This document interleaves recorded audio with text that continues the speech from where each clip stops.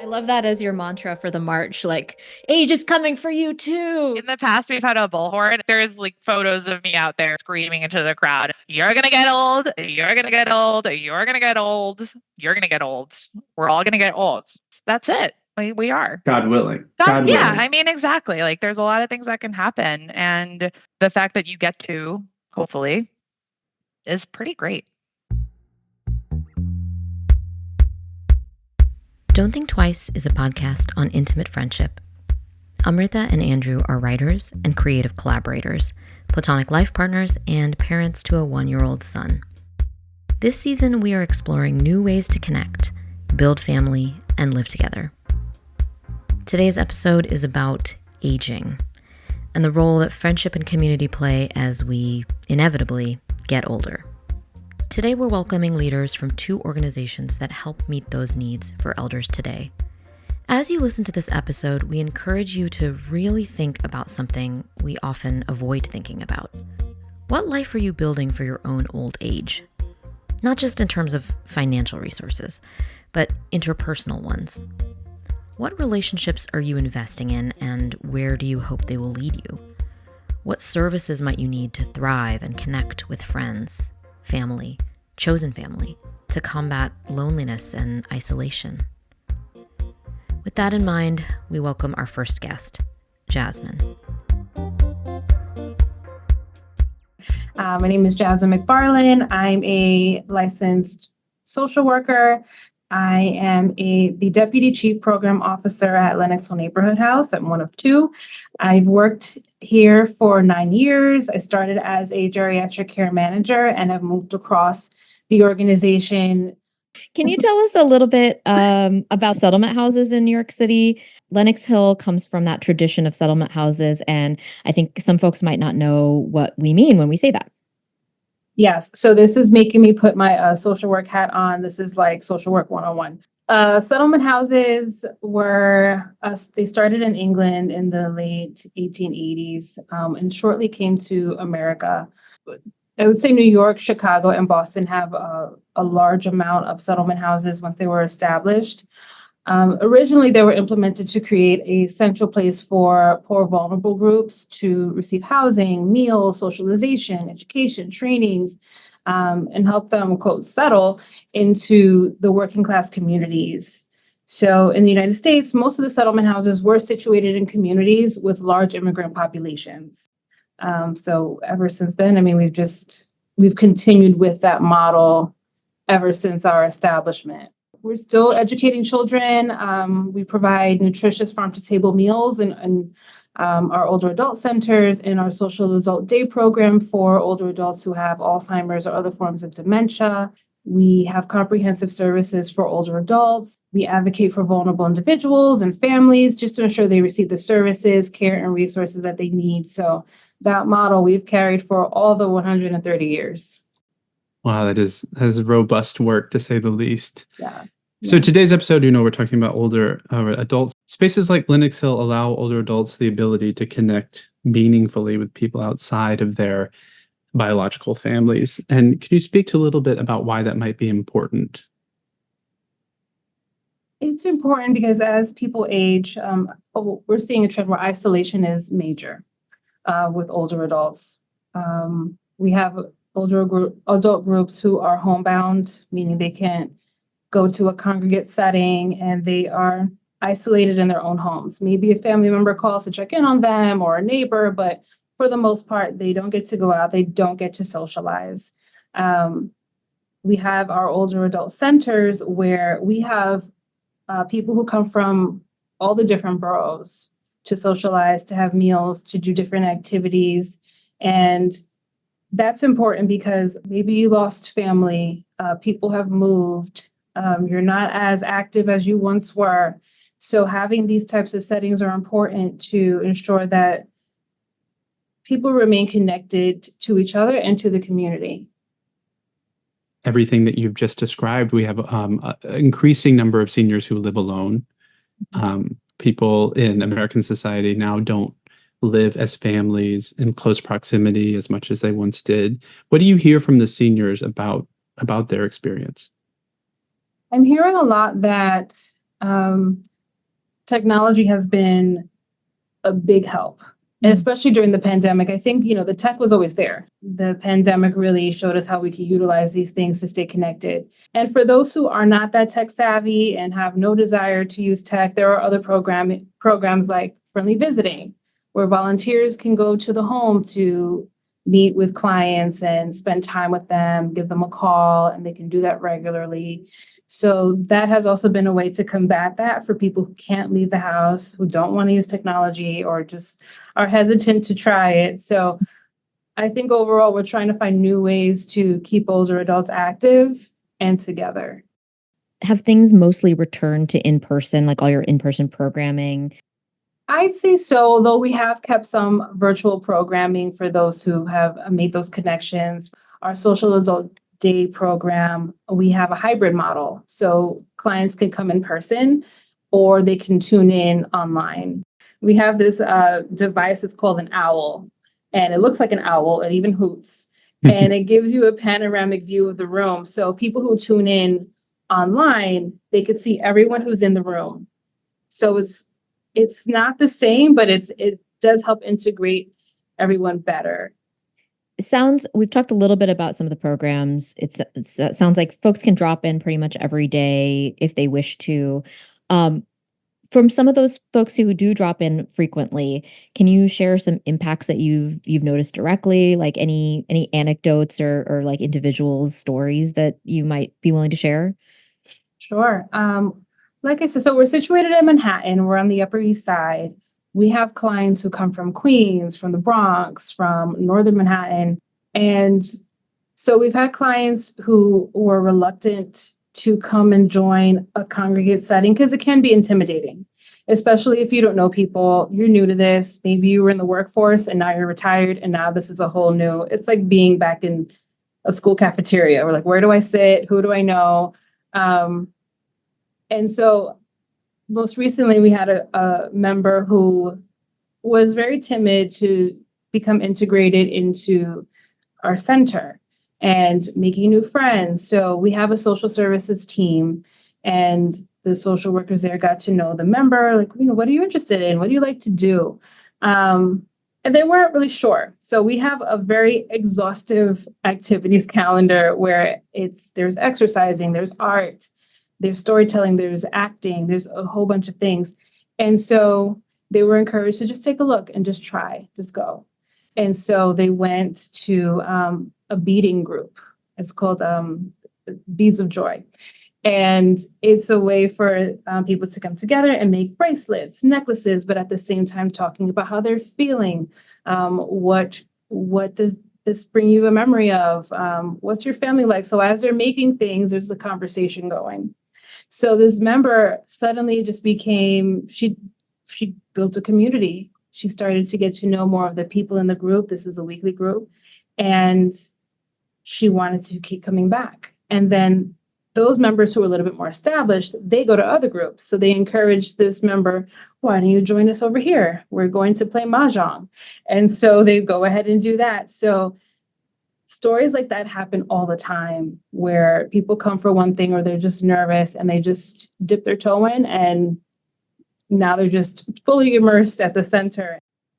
What a nice, interesting example that you just shared. When we think of people aging, when I think of people aging, I don't know if I really appreciate that some of our social support needs exist for our entire life. I mean, I make a lot of assumptions that older people can make friends. All you have to do is like bring them together. But, thinking about the cafeteria situation, just as if you're in middle school, like some people can come and just make friends and other people need that support just like they do in middle school. Right. Yeah. So in that vein, what are the challenges are you noticing in your work with older adults these days? Oh, I think there's a few. So I'd say housing has been one. A lot of our older adults are dependent on a fixed income and they've lived in their apartment or their community for decades and the rent just continues to climb and Social Security isn't catching up to that.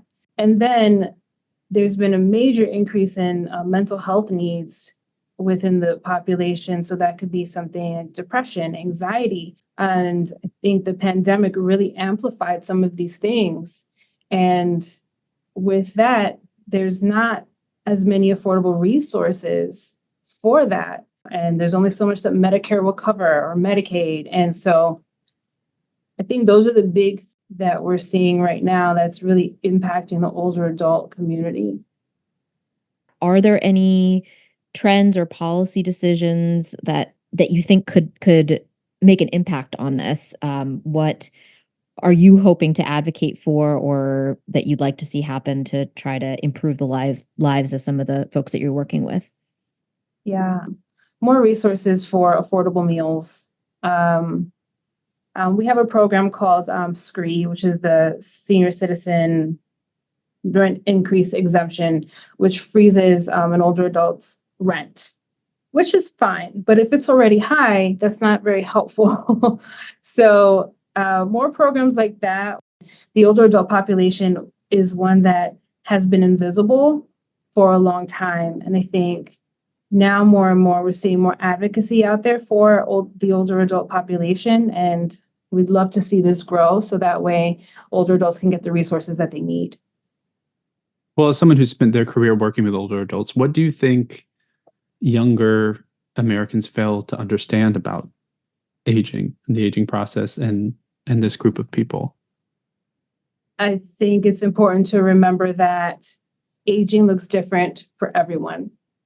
And also bearing in mind that the resilience of older adults. I think for me, when I was entering college, my focus was older adults. I didn't want to focus on any other population. I wanted to do older adults because first, my grandmother worked with older adults. She was a director for a supportive housing building, and she did that for many years.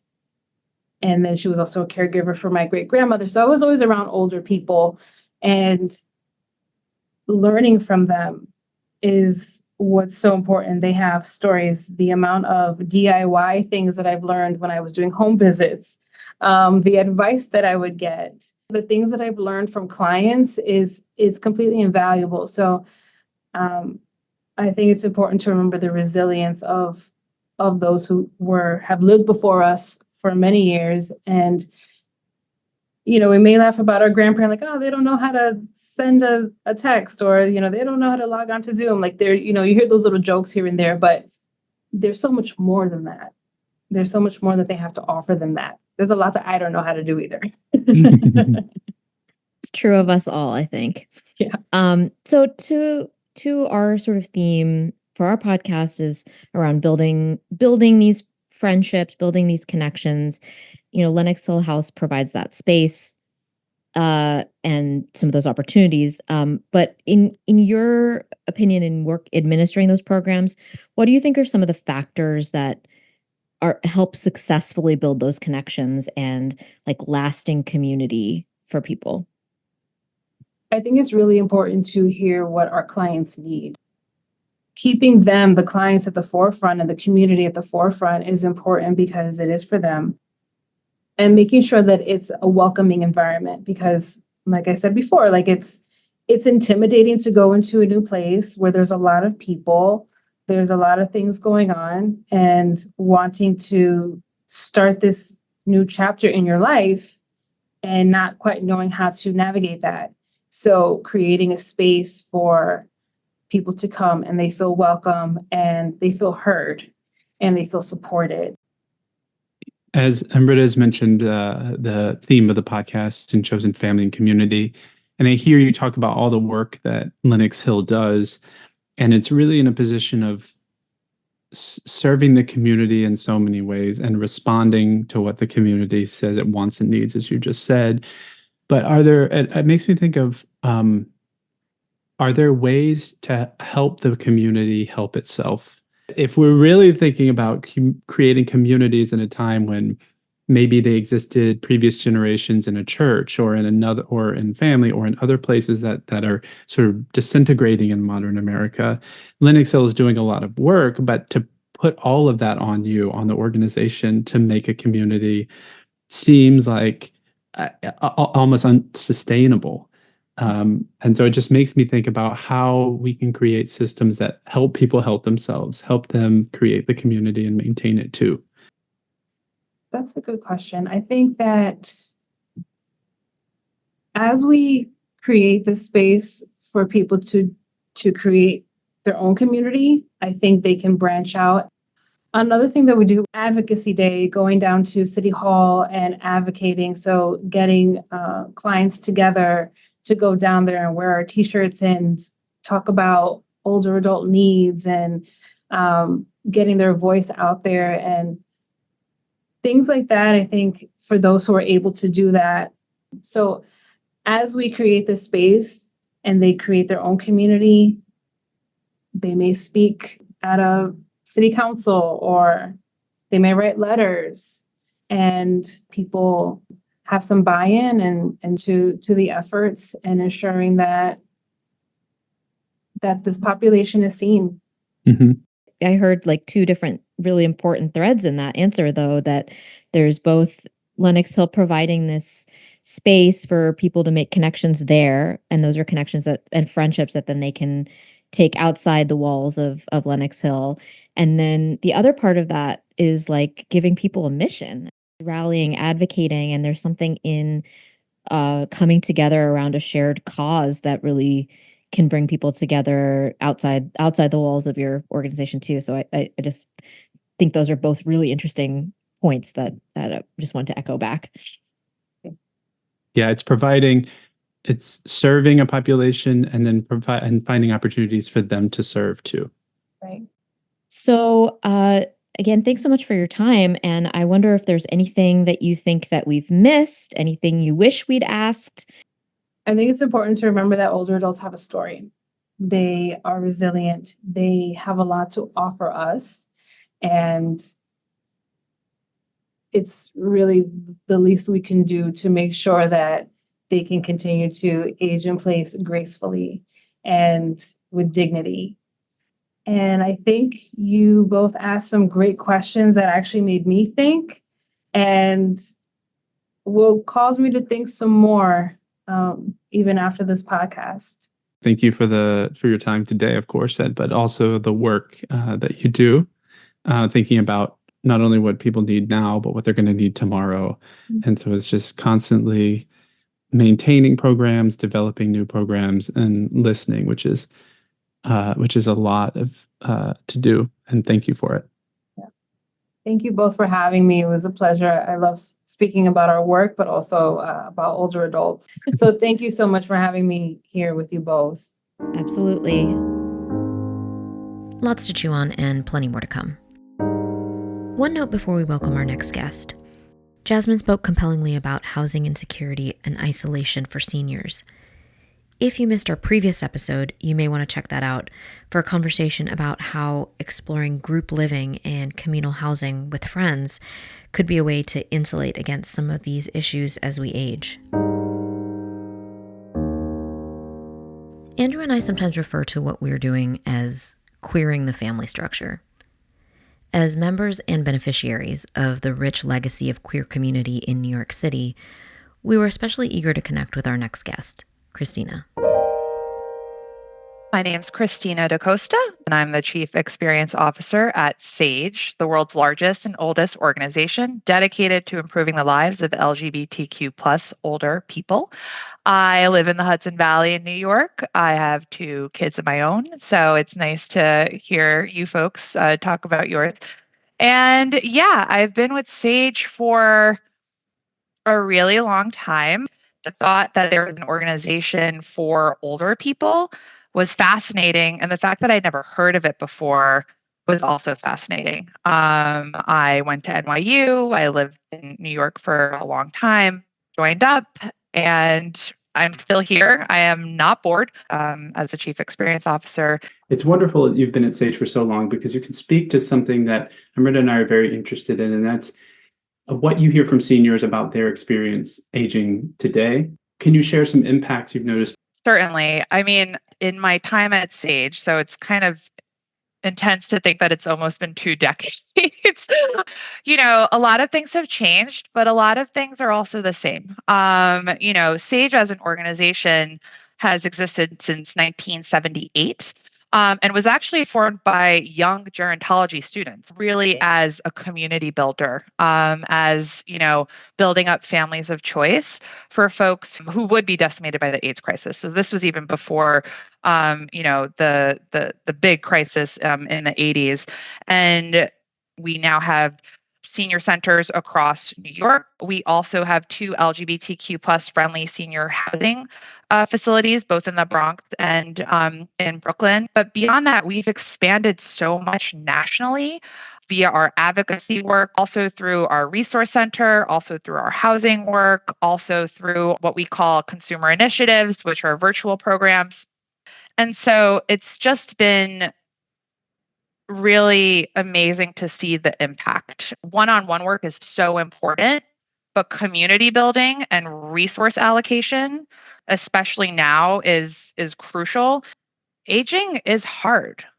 And it's really hard when you don't have family or loved ones who can help you. And America, in particular, is a very interesting country with its culture towards aging, and its culture towards family. Combine that with LGBTQ plus community revering beauty, focusing on youth, you have this explosion of need that is hard to meet. There's a lot of disparities from being queer. One of our elders, who I got pretty close with, was sharing when she walked down the street with her girlfriend, she got beer bottles thrown at her head. If you wore pants as a woman walking around, to think about that, growing up in that space to where we are now, being gay or a lesbian was considered a mental illness until the late 70s, to seeing the AIDS crisis, to seeing the COVID pandemic as well, really just indicates that um, when you age, you need community. Everyone deserves to age with respect. Everyone should have someone in their corner, and some folks don't. So that's kind of what we're here for. I think, I mean, there's so much in what you said there, and the reminder that, this is very recent history. And I think it's sometimes easy to forget. So I appreciate you calling that out. And sort of speaking to that history, for the queer community, the idea of non-nuclear family, chosen family, we hear those words a lot. That's always sort of been at the core. I wonder if you can speak a little bit more to that history and, to that end, how does Sage think about family in its advocacy, knowing that the queer community is a little bit more expansive in its thoughts about what that means? That holds true for so many folks in the older generations, because of how the community had to band together through these tragedies, throughout the movement. A lot of amazing work that the lesbian community did for the gay men community during the AIDS crisis. And you see that with, ballroom culture, aunties, mothers. Older folks can offer such great history and lessons, but the older folks are also like, wow, I learned so much from the younger generation as well, and seeing their resilience. And so seeing those connections happen are just magic. And again, part of why I love what I do. We also have a lot of folks who say Sage is my family, who literally mark Sage as their emergency contact on their medical forms. Social workers in particular, or care managers in New York, are just heroes. They're amazing. They're doing amazing work, as do our volunteers. We have something called the Friendly Visitor Program. It is the oldest friendly visiting program in the country, and it pretty much pairs volunteers with an LGBTQ plus elder. Sometimes they're homebound. These folks sometimes have relationships until the elder passes away, and that's family. And can we take a moment just to touch a little bit on some particular programs at Sage? I know you mentioned a little bit of advocacy work. Can you share what that work is in a little bit greater detail? And also maybe some of the intergenerational programs you have? So SAGE itself is intergenerational. A lot of it, is our younger folks who are coming to SAGE because they want to get connected with older people. They do feel the value of that. At SAGE, we've had a couple of programs, like I said, our friendly visitor program. We had 2016 or 2017 called SAGE Table, which was about bringing folks together to have a meal and have a conversation across the country. Right now, a program which is a text-based mental health app. There's a volunteer on the other end who has been trained and who can text back. I'm hoping to make that actually be telephonic really soon. In the past, we've had a trans intergenerational theater project that brought together trans folks to have a play about their lived experience. It really runs the gamut, all sorts of things that just connect people to the community. I would say with our advocacy work, really making sure that long-term care facilities, medical providers understand what that means, right? What is a chosen family? Who is on your emergency forms? And respecting that. It's incredible to think of you not bringing your partner or your best friend or whoever you put on your list. There's a lot of work to be done there, but we do a lot of that training. We have a whole program called Sage Care. It's our LGBTQ plus cultural competency credential program. Try saying that fast 5 times. There's a bunch of different ways to kind of think about family and aging and what that can look like. But ultimately, our focus is a lot on education and resources. Is there consideration about policy work, about protections that extend beyond spousal benefits? Because it's really great to have those legal recognitions, of course, for marriages of all kinds. But I think there's a little bit less of dialogue going on right now about how do we, expand that umbrella even further to include the best friend, the SAGE representative, your volunteer buddy that you may have developed a really familial relationship with. And I wonder if you can speak to that a little. Yeah, that's an interesting question. I feel like on the federal policy level, there's so many competing interests, especially right now, that we need to kind of pick and choose what's going to be the most impactful. And of course, marriage equality was huge, and some folks don't want to get married.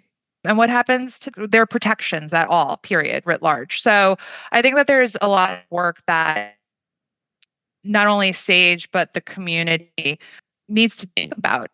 A lot of it, I would say the past couple of years, right, was the Equality Act and really making sure that that got passed, and it didn't, right? There was some concessions. Kind of have to figure out when to fight and what to fight for and how to do it as a group. And that's where I think marriage was a real interesting because of folks really like coalescing around it. Yeah, for sure. And I think that points to the idea of progress being incremental, and the idea of coalescing behind marriage does mean that certain other factions get left behind or certain other causes get left behind, but it's sort of all part of like a steady flow of progress, and having to sort of make those difficult decisions about where do you focus in the moment.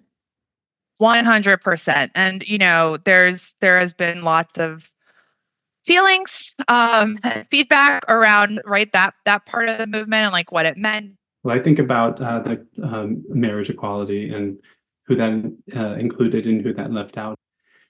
And as we carefully fight for certain rights, we can't forget that there are some things in the community that we do have answers for. We have had multi-generational friendships for a long time. And as we move toward rights, doesn't mean we move towards a social norm, which is one where older people in American society, as they age, we disappear them, and they are only to be seen and talked to by their family and by their care providers. But that hasn't been true in the history of the queer community in America. And I hope that we still have elders, as you mentioned, even into their 90s that are at SAGE, that that know, because they lived it, how to create relationships, intergenerational relationships, grow them, maintain them, and support people. So these programs you described are developed in order to speak to the needs of the community. I know that's obvious to say, but when Amrita and I often think about, queer elders and their association with the AIDS pandemic, particularly, but we're in a new age where hopefully there won't be sort of a generational hole that's developed by, such a tragic event. Which means that we have newer generations that can relate to their elders and the people that are just above them. And as we move further away from the AIDS crisis, have you seen the landscape changing as new generations have a greater opportunity to survive and age and thrive? Oh, that is fascinating. When I marched with Paige at the New York City Pride March, Heritage of Pride March, which is one of the largest in the country, I like to yell at the crowd, like, you're gonna age. If you get lucky, you will age. You will need sage. A world where things are more accepting to a point. And, there are certain opportunities that allow people to age more healthfully. And what I find fascinating is that the conversations around age in this country are they're still, I feel like, very antiquated. Old age sucks, right? Like, that's the narrative. What I would love to see, and what I think Sage is trying to do, especially for the LGBTQ plus community, is to showcase like joy, vibrancy, resilience. They're advocating, they're out there being spokespeople, they're out there walking a catwalk. I I went to a pride party last year with these two amazing Sage elders, Pat and Paulette. They're a Black lesbian couple who live in Harlem. And we went to this private party. It was like, oh, Sage gets an invite. And I was like, oh, Pat and Paula, come be my dates. I'd love to like hang out with you. And Big Frida was the headliner. So she comes out and Paulette got out there and started, and she's wearing like white V-neck jumpsuit and just like looking fabulous. And she starts working with Big Frida. And also, like, I also recognize that there are places in this country where that cannot happen because people are alone and they're scared and they're isolated and they don't have those opportunities, right? So, like, let's acknowledge that. Let's also acknowledge that there is beauty and joy in aging.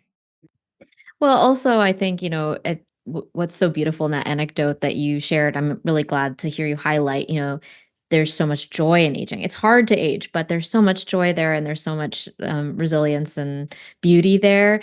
And also just what you said, it's, that the community provides a framework for that expression of joy that you got to witness was because there was a gathering that supported that. And so I think that points to something really important too that Sage is doing. I just wonder if we can speak a little bit about like what are you hearing from people? Like what do they need? Like what's the number one need that people need to thrive today and into the future? Oh, well, the number one need, there's a lot, is really around social isolation. And loneliness. That's what I hear the most, right? That's why, we have this text-based program right now. I just had a conversation with someone who was taking part in this program.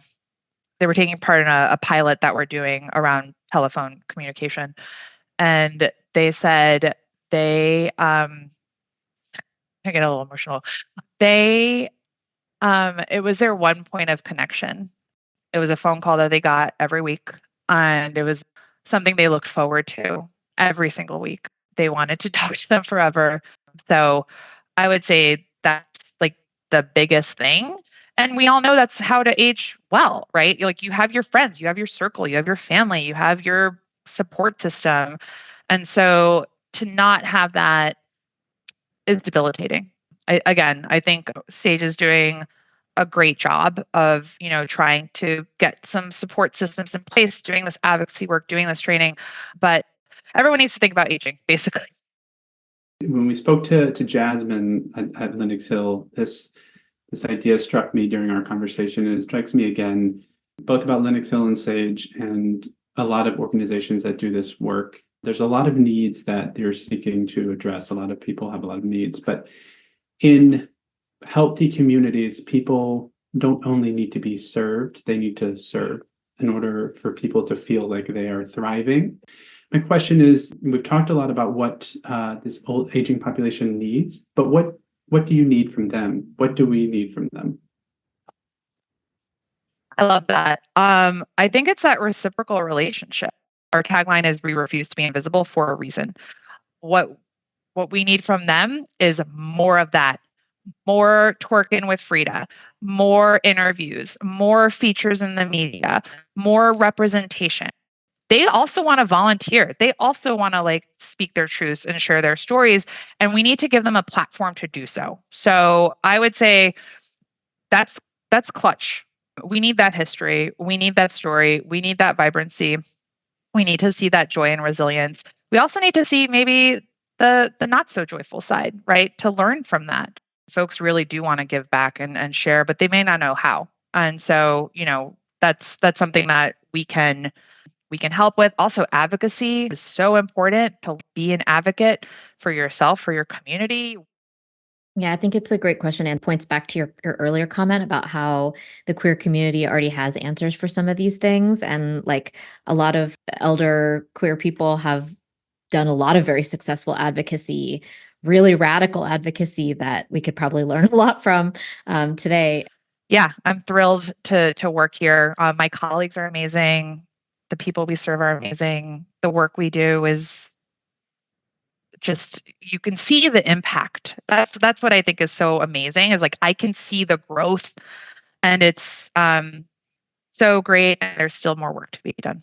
And what a time to do it with an aging population, as you mentioned, in America broadly, not just the LGBT population, and more people aging by themselves at home. And so the advocacy work you're doing, of course, will impact the community you're working for, but it will impact the entire aging population in the country if we can do it right. So thank you so much for your time. Thank you, folks, for wanting to talk about LGBTQ plus aging. I think that's fantastic, and just thinking about aging at all. Jasmine and Christina are both working to make places, in person and virtually, that help create family. Orgs like Lenox Hill and Sage are filling a void. They help to create connection and community. But they cannot do all the work.